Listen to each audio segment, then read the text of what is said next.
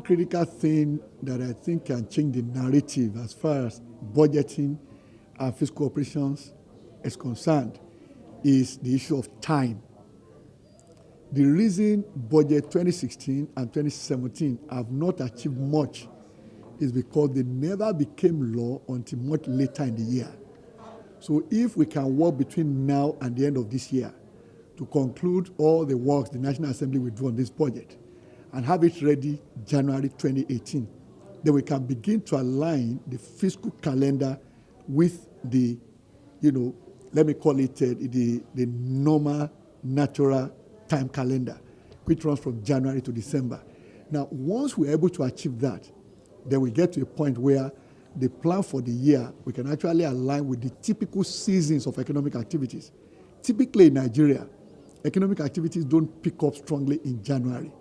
And the reason is because people are coming back from holidays, and that's a period that people use to analyze the federal government budget, assume it is announced beginning of January, and also begin to shape their strategies on how to run for that year.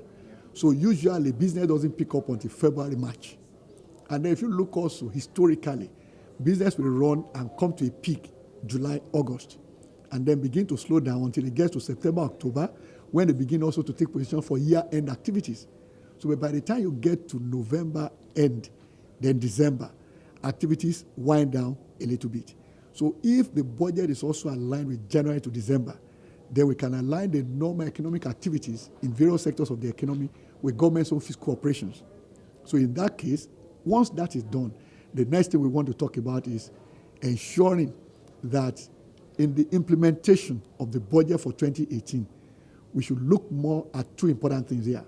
Number one is what proportion of that budget is government deliberately going to commit to products manufactured in Nigeria and services provided by professional service providers in Nigeria, in which case the government must deliberately patronize goods that are made in Nigeria and services provided by Nigerian entities. Because whatever money is spent here creates multiplier effects that will ultimately create jobs here also. But when you spend money in buying things from abroad and also paying consultants and the like that bring professional services from abroad, those payments will also go out of Nigeria and unfortunately go to create jobs offshore. So government should spend more out of that budget on Nigerian entities, patronize them. Then the second issue there is to ensure that when it comes to capital expenditure, we should stop measuring how much we spent in terms of capital. Gleefully we point to this percentage of our budget was on capital. Rather, let's begin to talk about deliverables. How many kilometers of roads did we budget to deliver? How many did we achieve at the end of the year?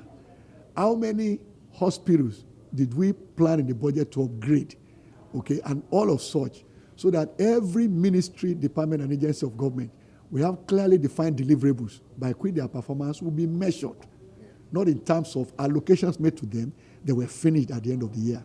That way we begin to get value out of government spending, and that will turn a lot of things around.